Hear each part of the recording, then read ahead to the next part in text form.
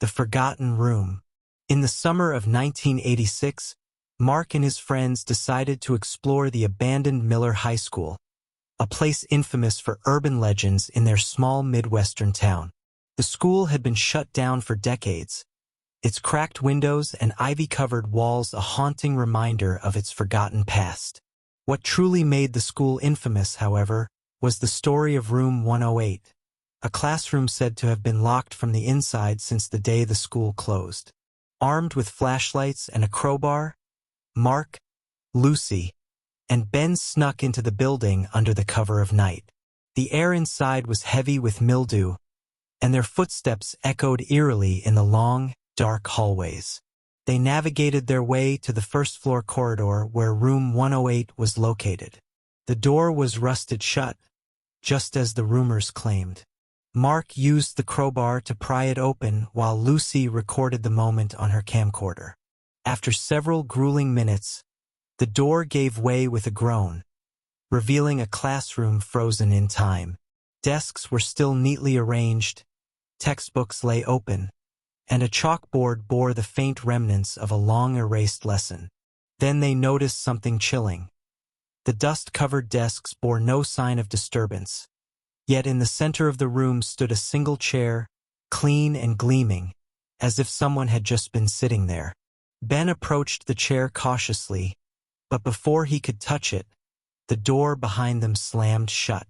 Lucy screamed as their flashlights flickered, plunging them into intermittent darkness. Mark banged on the door, but it wouldn't budge. The air grew colder, and a faint whisper began to emanate from the walls. "Leave." The single word was barely audible but unmistakable. Lucy shined her flashlight toward the chalkboard, where fresh writing now appeared. "Get out." Suddenly, the chair scraped backward on its own, toppling over with a loud crash. Mark yelled for everyone to stay together, but the whispering grew louder, overlapping into a cacophony of voices. Then the whispers stopped abruptly, replaced by the sound of footsteps circling them. The footsteps were deliberate, heavy, and impossibly close, as though someone unseen was pacing around them. "We need to go," Lucy stammered, her voice trembling. But just as she spoke, the chair slid across the floor, slamming into a desk with enough force to splinter the wood. The sound echoed in the small room like a gunshot, and the whispers returned, now a frantic chant in a language none of them recognized. The trio scrambled to the door, pulling with all their might.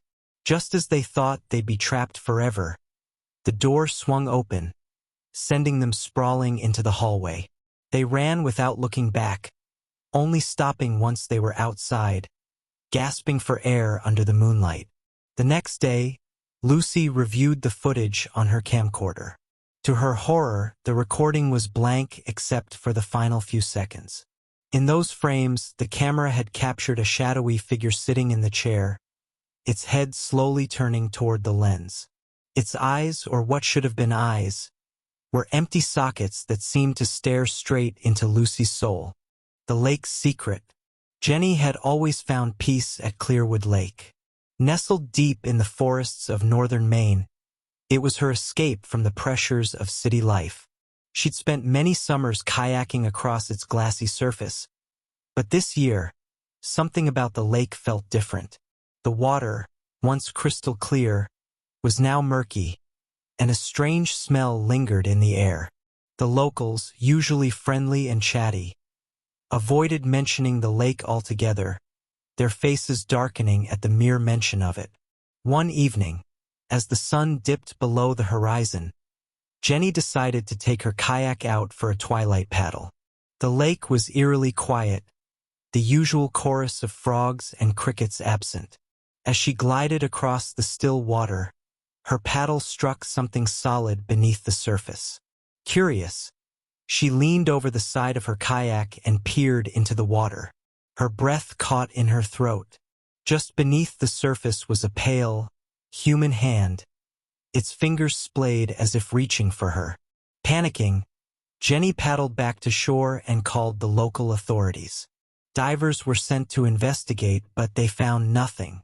The sheriff dismissed her claims, suggesting it was a tree branch or her imagination.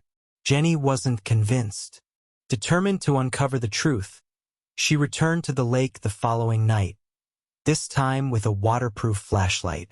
She paddled to the same spot and shined the light into the water. What she saw made her blood run cold. Dozens of faces staring back at her, their eyes wide with terror. Some of the faces seemed to move, their mouths opening and closing as if silently screaming. Before she could react, something grabbed the kayak from below, tipping it over. She plunged into the icy water, struggling to surface.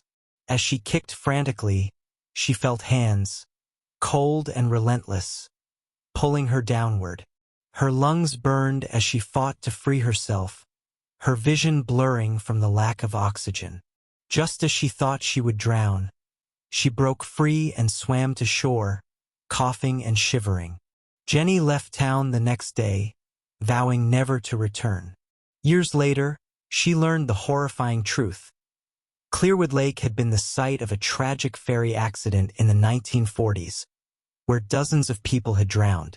Locals believed their restless spirits still haunted the lake, waiting for someone to join them. One survivor of the accident, an elderly woman Jenny later spoke to, claimed that the spirits were jealous, always seeking to pull the living down to share their watery grave. The shadows in the field. Ella had inherited her grandmother's farmhouse, a quaint property surrounded by endless cornfields in rural Kansas. She moved in during late autumn, eager to escape the chaos of city life. But from the moment she arrived, something about the farm felt wrong. The cornfields stretched as far as the eye could see, their stalks rustling softly in the wind. Yet at night, Ella began to notice strange movements among the rows. Shadows flitted between the stalks, too large to be animals and too fast to be human. She told herself it was her imagination, but the unease gnawed at her. One night, as she sat on the porch sipping tea, she heard a faint rustling that didn't match the wind. It was deliberate, rhythmic, like footsteps crunching through dry leaves. Grabbing a flashlight, Ella ventured into the field, her heart pounding. "Hello," she called out, her voice shaky. There was no answer, just the relentless rustling. She swept her flashlight across the rows, the beam slicing through the darkness. For a moment, she saw nothing, and then a figure darted across the light, too quickly to make out any details. Ella froze, her breath catching in her throat. She turned to run back to the house but tripped over something in the dirt. Looking down, she saw a crude, handmade doll fashioned from corn husks and twine. It had no face, just an empty space where eyes should have been. More dolls littered the ground around her, their twisted forms half buried in the soil. As she scrambled to her feet, the rustling grew louder, now coming from all directions. She felt the unmistakable sensation of being watched. The flashlight flickered and went out, plunging her into darkness. Desperate, Ella sprinted back to the house, slamming the door behind her and locking it. The next morning, she called the local sheriff, who dismissed her story as paranoia. But Ella's fear only grew. Each night, the shadows in the field seemed to come closer, their movements more deliberate. One morning, she found a corn husk doll on her porch, its head twisted at an unnatural angle. Ella began researching the farm's history and discovered a chilling legend. Decades ago, a group of settlers had vanished without a trace, their last known location near her grandmother's property. Locals whispered that the settlers had angered something ancient, a spirit tied to the land. The corn husk dolls, they said, were warnings, and anyone who ignored them paid the ultimate price. Terrified, Ella decided to leave the farm. As she packed her belongings, she glanced out the window and saw the shadows again, standing motionless at the edge of the field. This time, they didn't flee when she looked. They were waiting. That night, Ella's car wouldn't start. The shadows crept closer, their forms indistinct but undeniably human.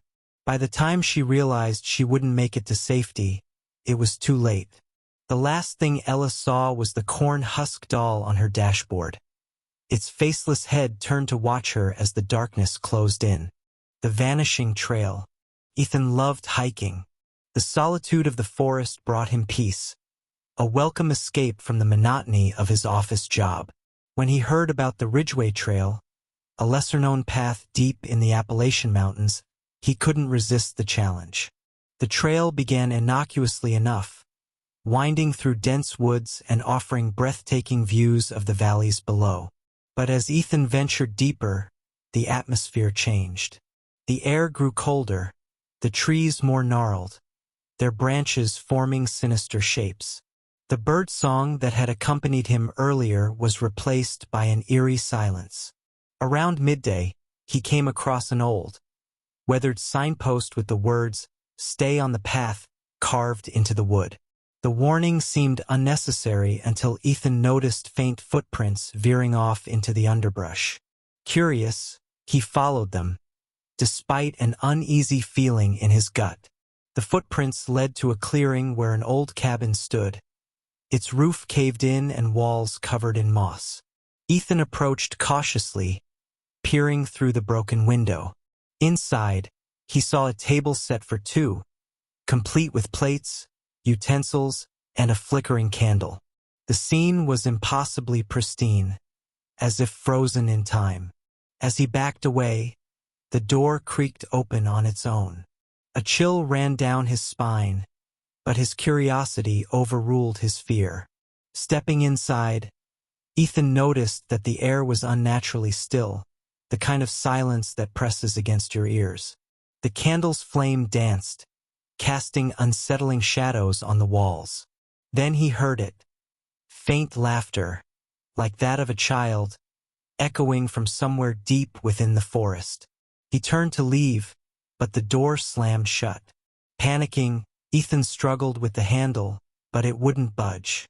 The laughter grew louder, joined by whispers that seemed to come from all around him. When the door finally gave way, Ethan bolted out of the cabin and back toward the trail. But the path he'd followed was gone, replaced by an unbroken expanse of trees. No matter which direction he turned, he found himself back at the cabin. Night fell, and with it came the voices.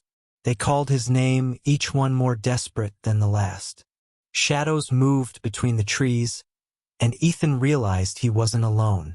He spent the night huddled in the cabin, the whispers and laughter never ceasing. By morning, Ethan was never seen again. Search parties found no trace of him, only his backpack left at the trailhead. Locals say the Ridgeway Trail is cursed, a place where the forest reclaims those who stray. To this day, hikers report hearing faint laughter and whispers, as if the forest is still hungry for more.